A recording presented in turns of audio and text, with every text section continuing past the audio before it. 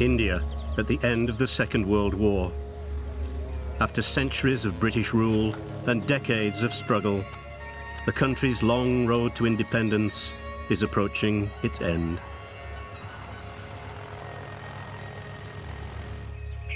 During the war, Indian troops have fought bravely for their British colonial rulers, despite no longer accepting them as their lords and masters. 2.5 million men have been called to arms to fight for the British Empire, over 100,000 of whom have been either killed or wounded. They have fought in the Far East, North Africa, the Middle East, and in Europe.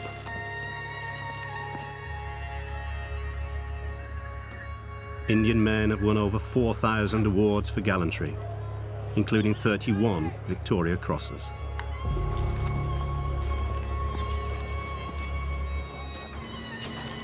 Britain's Indian Raj has endured for 200 years.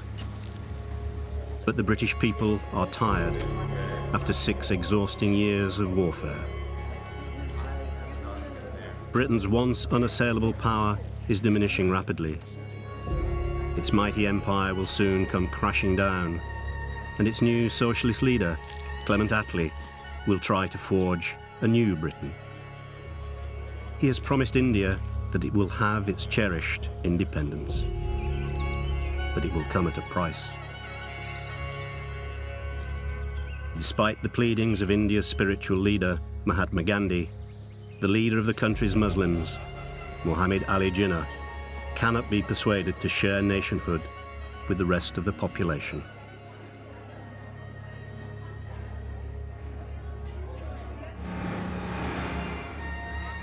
The subcontinent will be split asunder on religious lines. There will be death and destruction as Hindus and Muslims fight in an orgy of bloodletting. The jewel in the crown of Britain's empire will be tarnished in history forever.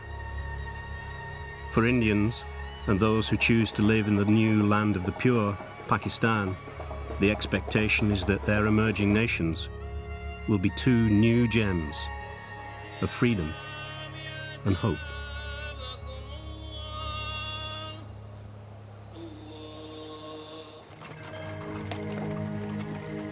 Using newly discovered and rare archive film, much of it in original colour, this is a unique visual journey through India's emergence as a nation. India, a visual homage.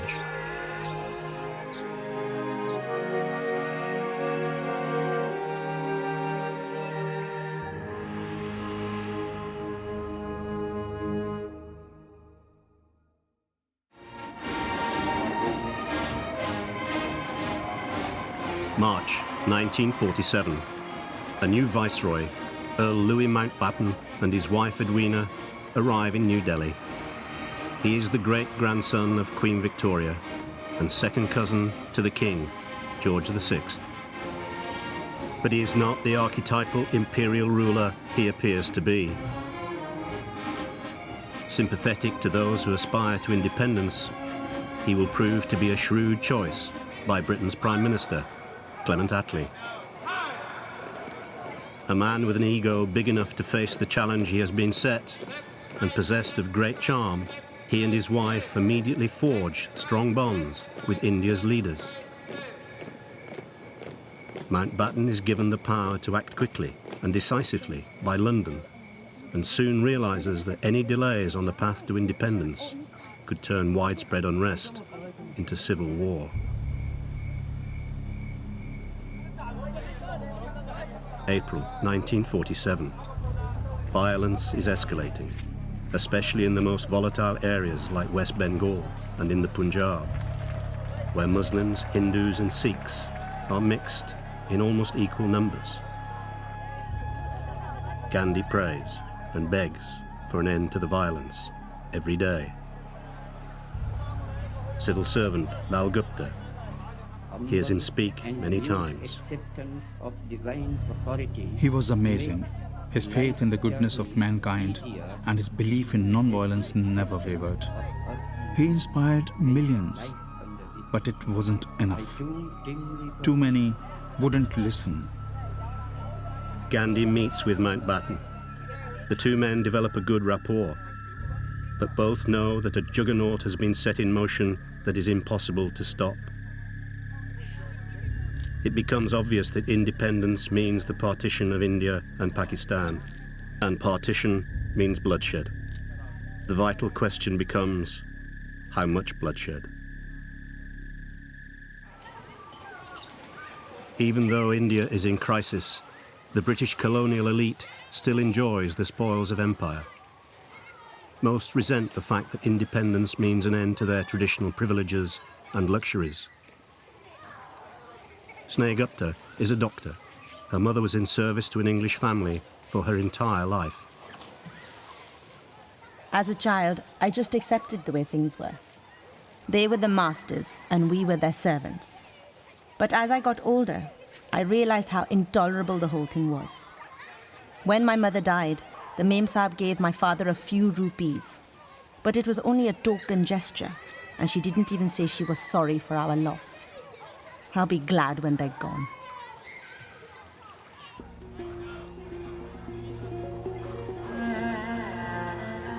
May 1947. Gandhi has withdrawn from public life, disillusioned by the continuing violence. The future of India is now in the hands of his long-term ally, Pandit Nehru, the man on whose shoulders the future of India will soon rest. While Muhammad Ali Jinnah and the Muslim League plan the new state of Pakistan, Mountbatten and Nehru prepare for a new India. At the beginning of June, with tension rising, Mountbatten brings forward the date of independence to August 15th. To ensure that Pakistan is not seceding from a newly independent India, Jinnah insists that his new state is granted its independence from Britain the day before, on August 14th. Two new countries will have to be created in just 10 weeks.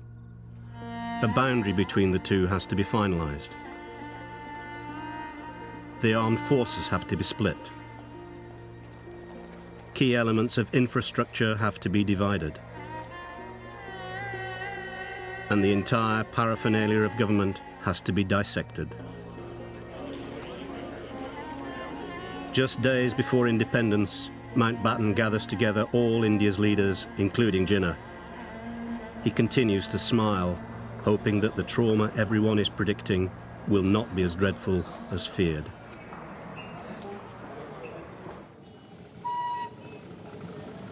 Karachi, August 13th, 1947.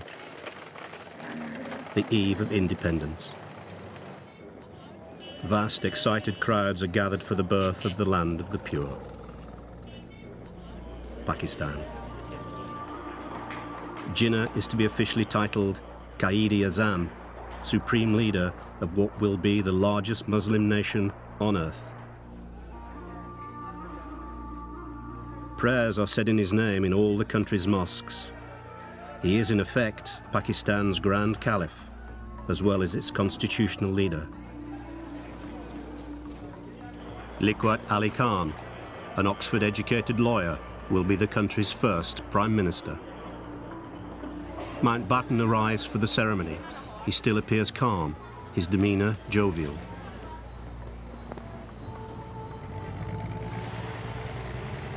The next day, 80 million people celebrate the birth of their nation, a country in two parts. The provinces of Baluchistan, northwest frontier, West Punjab and Sindh in the west, and East Bengal in the east. They are separated by over 1,200 miles. Despite appearances, Mountbatten is anxious. He knows that several threats to his life and that of his wife have been issued, and warnings about a bomb attack at the ceremony have been given. He hurries back to Delhi that night.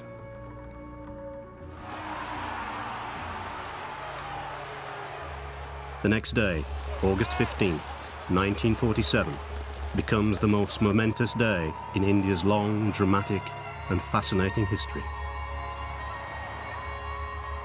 Tens of thousands of people rush to New Delhi for the ceremony.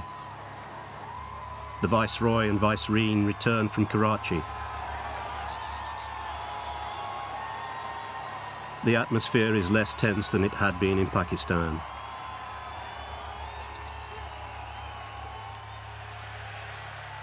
Even so, incidents occur as the expectations rise and the size of the crowd becomes overwhelming.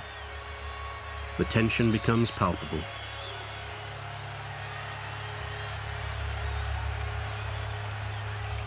India's moment of destiny has arrived.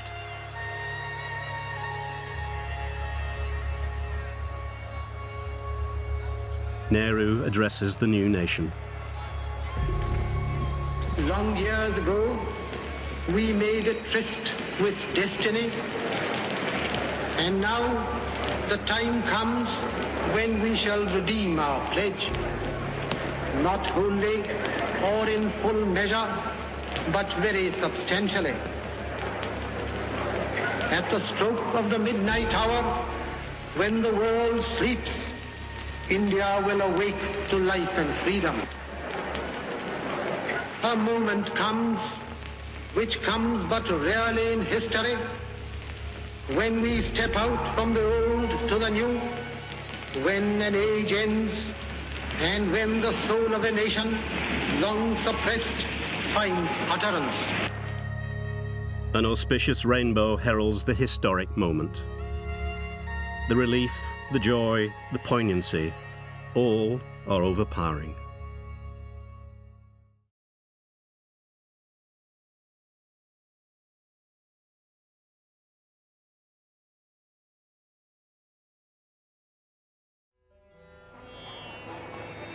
Even as India's independence ceremony takes place, millions are on the move. Within 8 months, 4.5 million Hindus and Sikhs migrate from the new Pakistan to the new India. 6 million Muslims move in the opposite direction. With the migrations comes an orgy of rape, mutilation and death on an immense scale.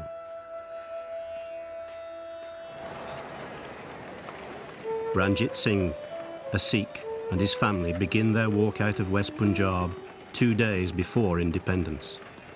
They only survive thanks to the kindness of Muslim neighbours, who risk their own lives to help them. We were among the lucky ones, thanks to our friends. I doubt we will ever see them again. The hatred that has been unleashed will linger for generations.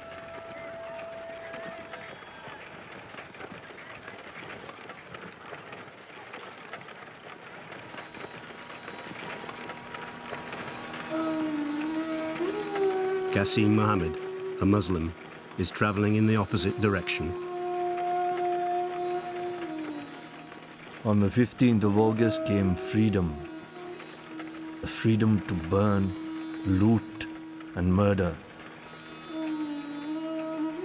While Delhi and Karachi were celebrating, central Punjab was burning.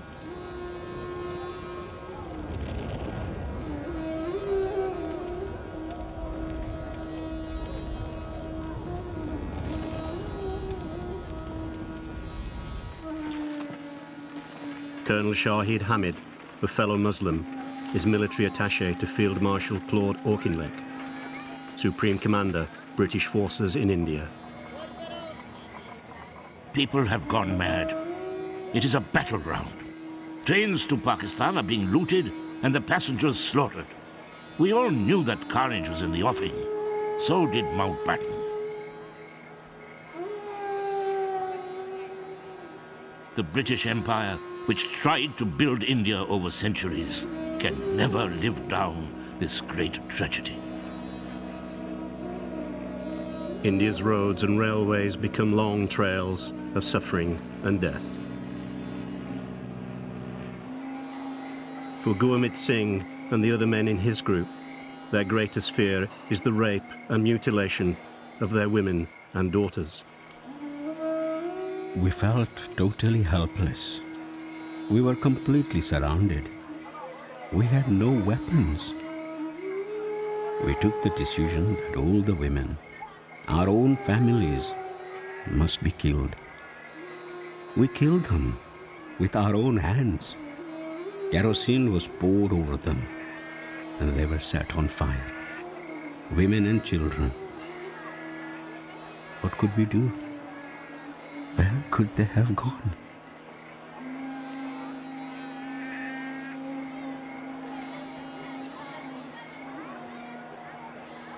Kulwant Singh is a fellow refugee from West Punjab.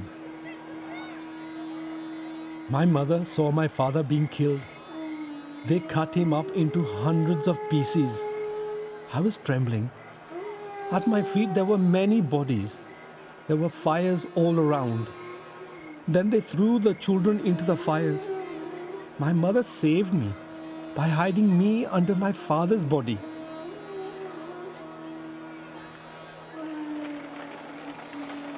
The horror of partition continues for weeks and months.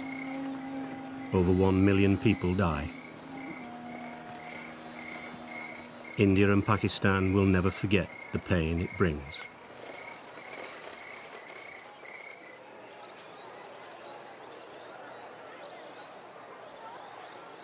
Edwina Mountbatten visits a refugee camp in the Punjab. Remy Desai is a doctor at the camp. It was kind of her to come, of course, and she was very sympathetic, offering words of encouragement and support. But as I looked around, I couldn't help thinking that it was her people who brought us this suffering and that her husband could have done more to prevent it. Perhaps it was our fault for wanting the British to leave. But did Mountbatten have to wash his hands of us so quickly? Anyway, what's done is done, and what we are left with is a bloody mess.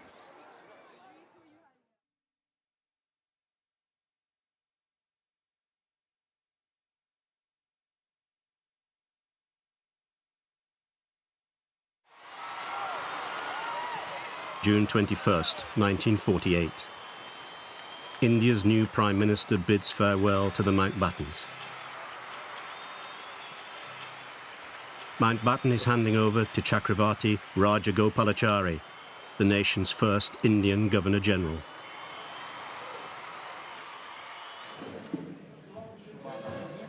Nehru honours the Mountbattens, with whom he has developed a strong bond, with a state banquet. In return, Mountbatten unveils a gift of gold plate from the King, George VI.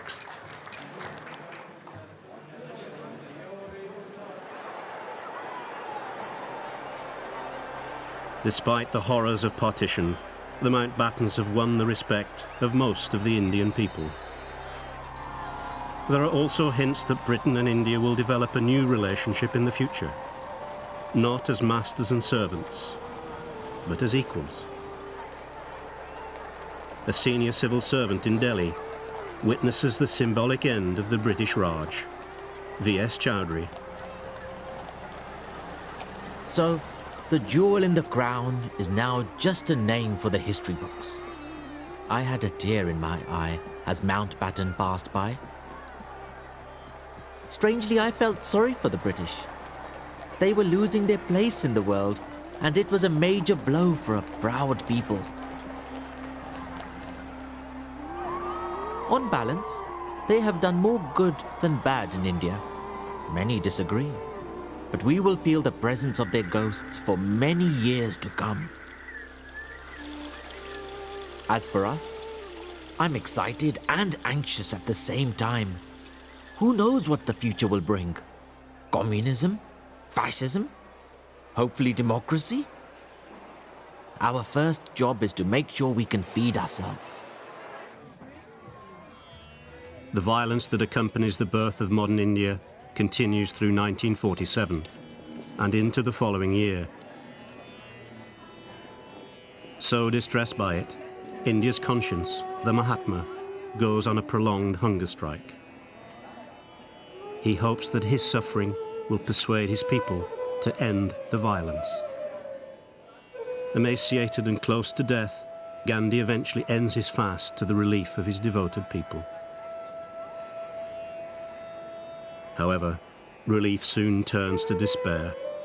On January 30th, 1948, India's spiritual leader and one of the most revered men in history is shot dead while walking to a prayer meeting. The assassin, Nathuram Godse, is a Hindu nationalist with links to the extremist Hindu Mahasabha, which declares Gandhi guilty of favouring Muslim Pakistan and is strongly opposed to his doctrine of non-violence. Pandit Nehru speaks to the Indian people. His spontaneous words are unscripted and spoken with heartfelt sorrow. The light has gone out of our lives, and there is darkness everywhere. And I do not quite know what to tell you and how to say it. Our beloved leader, Bapu as we called him, the father of the nation, is no more. The light has gone out, I said, and yet I was wrong, for that light represented something more than the immediate present. It represented the living truth, reminding us of the right path, drawing us from error, taking this ancient country to freedom.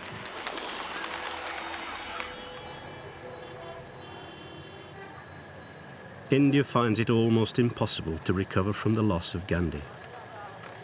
But it is remarkably fortunate.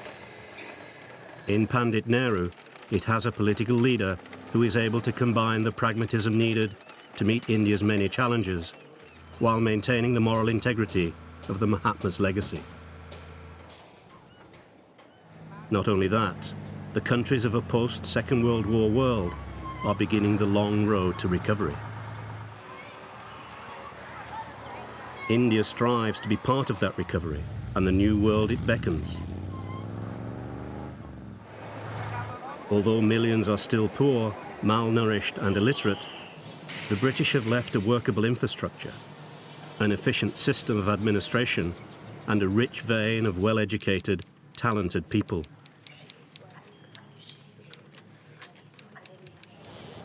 The 1950s become a decade of struggle and consolidation, as India begins to confront its many problems and the burdens of its traditions and customs, especially the curse of poverty. Cynics, particularly in Britain, doubt that the country's democracy can survive against such odds. But it does survive, and through Nehru's oratory is able to speak with authority on the world stage.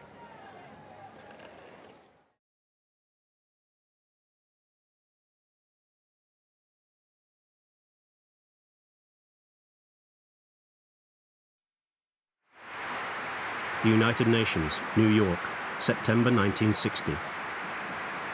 Soviet leader Nikita Khrushchev plunges the world into yet another Cold War crisis by calling for the resignation of UN Secretary-General Dag Hammarskjöld.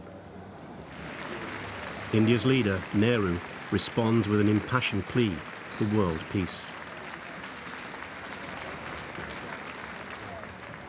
My mind often goes back to our villages in India and my countrymen who live there. We are firmly resolved to raise the standards of our people and give them the opportunities to lead a good life. Even though this fills our minds, I do not propose to speak to you on this subject here, because there is something else that is of even greater importance. That is peace. Without peace, all our dreams vanish and are reduced to ashes. Nehru's statesmanship and dignity lend India an important voice on the world stage.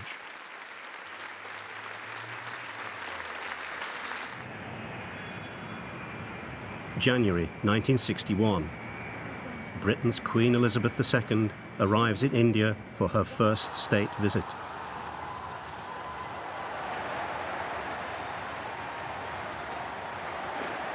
She is the first British monarch to visit the country for half a century. The imagery and spectacle are reminiscent of Britain's imperial Raj. But this is a new India, still an adolescent, but finding its feet. The country is now a republic, and although her father George VI reigned as Emperor of India, the Queen is now no more than a visiting head of state. Although as head of the Commonwealth, she remains a very special one. 2 million people turn out to greet her.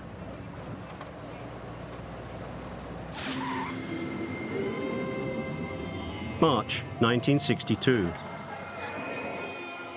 Jackie Kennedy, wife of US President John F. Kennedy, arrives in Delhi on a goodwill tour of India and Pakistan. Prime Minister Nehru and his daughter Indira Gandhi welcome her to India.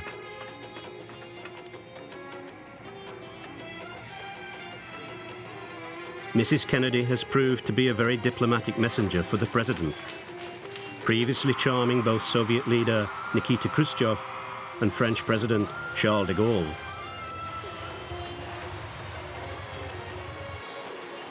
India has emerged as a leader of the non-aligned countries amidst the turmoil of the Cold War between East and West.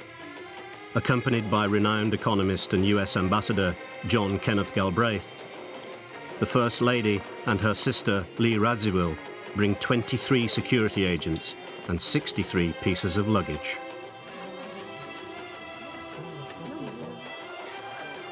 They change clothes several times a day, and although the press pores over the new Jackie look, there is a serious purpose to the visit. It confirms India's growing importance in the world, especially as Mao Zedong's Communist China flexes its muscles along India's northern border.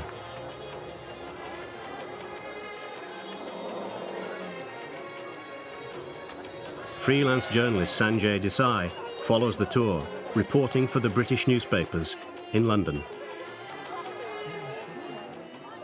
So, a little bit of the Kennedy aura comes to India. People are impressed, of course, and thousands come to stare at the First Lady, who is more like a Hollywood celebrity than a politician's wife.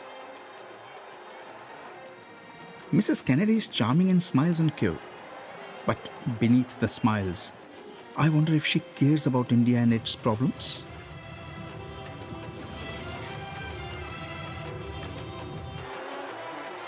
I suppose we should pinch ourselves and remember that just 15 years ago, her hosts would not have been our Prime Minister and our President, but Britain's Viceroy, the imperial ruler of the whole subcontinent. Many of my countrymen, and even more foreign observers, gave India 5 years after independence before the country descended into chaos or became part of the communist bloc. There is still a mountain to climb, perhaps even an Everest to be conquered in the countryside and amongst the poor. But there has been positive progress. Jackie Kennedy's entire 14-day visit is captured on 35mm colour film by President Kennedy's personal cinebiographer, Leo Seltzer. Beautifully shot, the film captures stunning images of India's amazing past, its exciting, rapidly emerging present, and its future potential.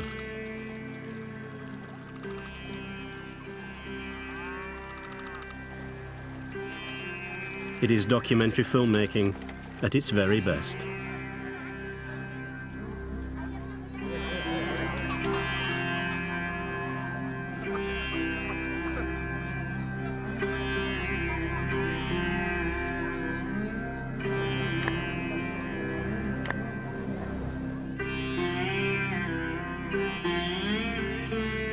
It is a visual homage to the captivating magic of India from over 50 years ago.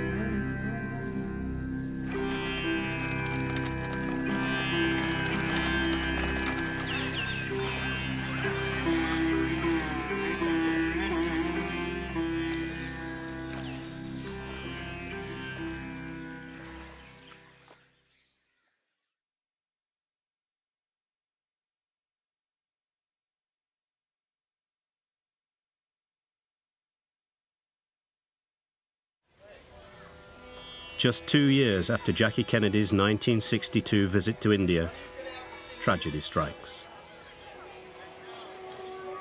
On May 27, 1964, Pandit Nehru, the architect of modern India, dies of a heart attack. He has suffered much personal anguish from India's humiliation in its October 1962 border conflict with China. His health has been in decline for some months. Author Shashi Tharoor. Upon Gandhi's assassination in 1948, Nehru became the keeper of the national flame, the most visible embodiment of India's struggle for freedom. Gandhi's death could have led Nehru to assume untrammeled power.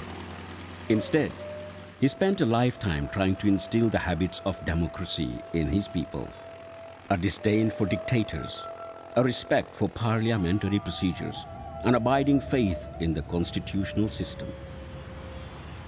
He was such a convinced Democrat that at the crest of his rise, he authored an anonymous article warning Indians of the dangers of giving dictatorial temptation to Jawaharlal Nehru. He must be checked, he wrote of himself.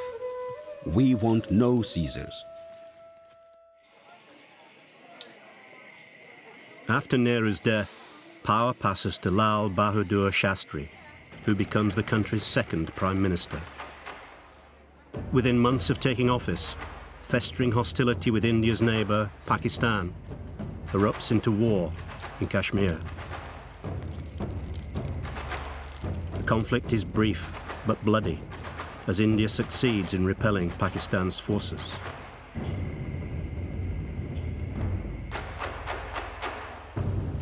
A peace agreement brokered by Soviet Premier Alexei Kosygin is signed in Tashkent in January 1965. In circumstances that remain controversial, Prime Minister Shastri dies of a heart attack the day after signing the peace accord.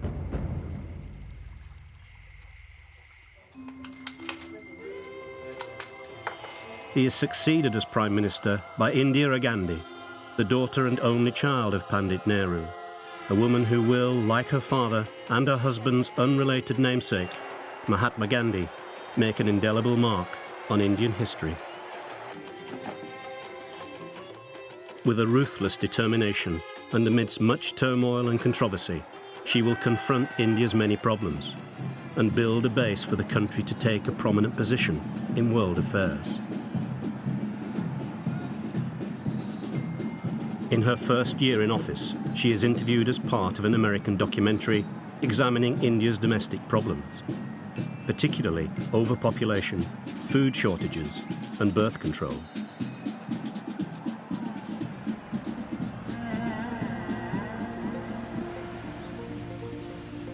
In the film, Mrs. Gandhi describes her homeland for the international audience. India is one country which it is absolutely impossible to generalize about. And people come, they see any one aspect and they feel that's the whole of India. It's such a vast country and there's such diversity of races, of languages, of religions, of customs, not only within the whole of the country, but within each state itself. So that in a way it's like very many countries put together. But all the same, there is an underlying thread of unity which makes us all very Indian. The real Indian, I mean the unsophisticated Indian, lives very close to the earth. Birth, marriage, death, all this is taken as a part of life. The documentary describes how challenging India's problems are in the mid-1960s. 12 million new mouths to feed every year. An illiteracy rate of 70%. Only 50% of children in school. Cities doubling in size in just 20 years.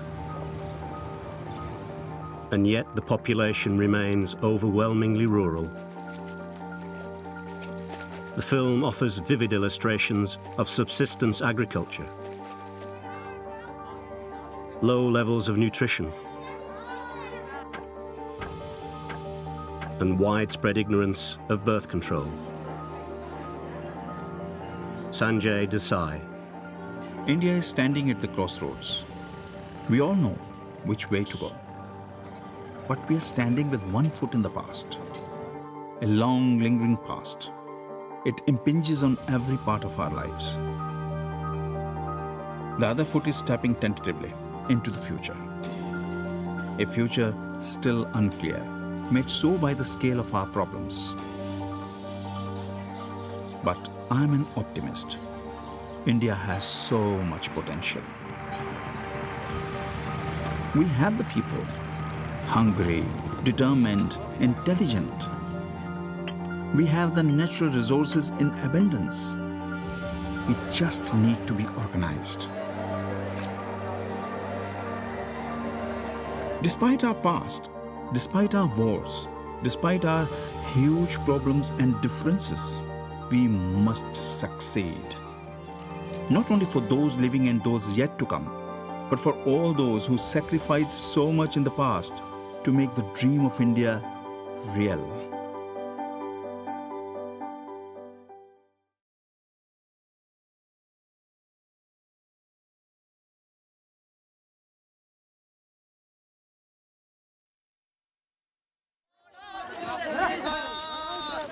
Another 1960s documentary focused on India is made for the Organisation for Economic Cooperation and Development by Dutch filmmaker Wim van der Velde. It examines the nation's plans for growth.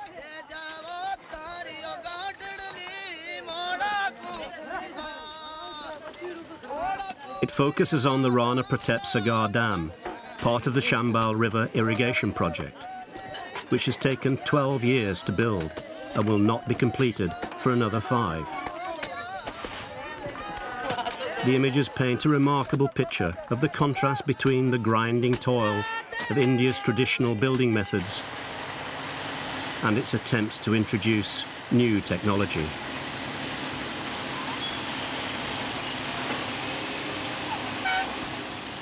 Like in the building of Egypt's pyramids, thousands of pairs of hands toil through endless days of effort in scorching temperatures until the mighty structure rises slowly but inexorably. Millions of handmade bricks that have to line the canal's channels are painstakingly laid, one by one.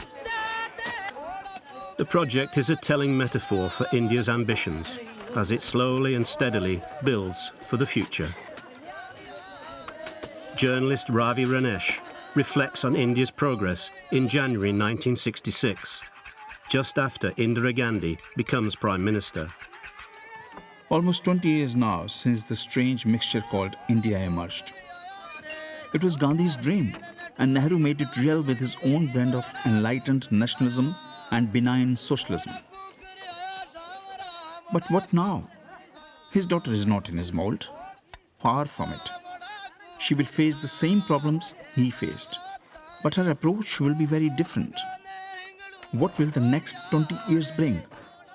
It's difficult to say, but I'm sure there will be an even bigger challenge than the previous 2 decades.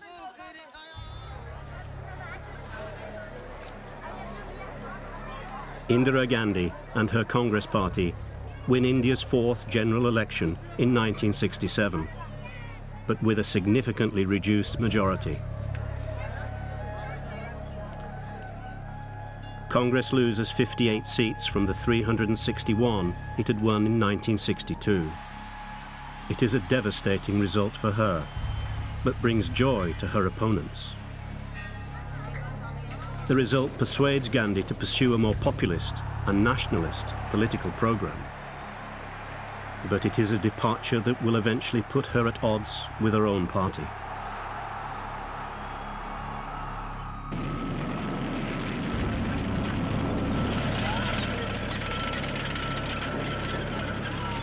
In 1971, Gandhi presides over a 3rd war with Pakistan, which leads to the creation of the new state of Bangladesh from East Pakistan, and a new peace agreement with India's Muslim neighbours.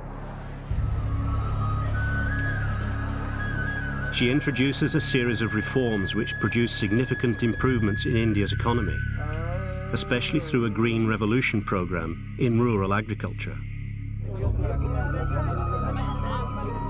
By the mid-70s, Gandhi is seen as a hero and yet another inspirational post-independence leader.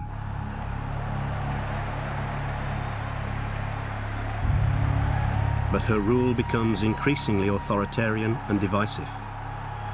She oversees India's first atomic test detonation in 1974 and the incorporation of the Himalayan province of Sikkim into the Indian state in 1975, both of which add to her appeal among Indian nationalists. On June 26, 1975, Indira Gandhi shocks the nation by imposing a state of emergency. Gandhi suspends the democratic process and press freedom. She orders the widespread arrest of thousands of political prisoners. There are also accusations a year later that India's attempts to control its population have included forced sterilization programs initiated by Indira Gandhi's son, Sanjay.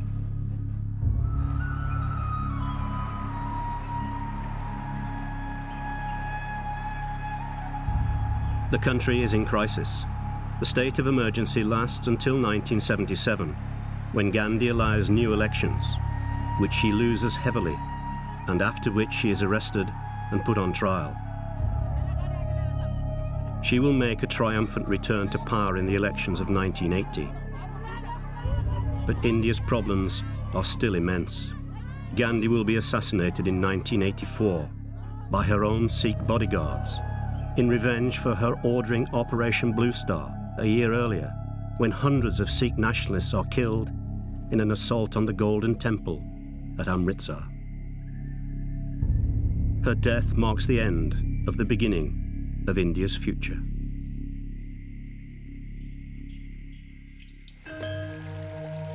However, by 1990, India will have joined the modern world and can look every other nation in the eye as an equal. Its institutions will be able to deal with its own problems and crises. Its infrastructure will be strong enough to cope with its huge demands, and its economy able to unleash the country's potential. 3 formidable leaders have acted as midwives to India's midnight children. Now the children born of so many rich and diverse traditions have come of age as one.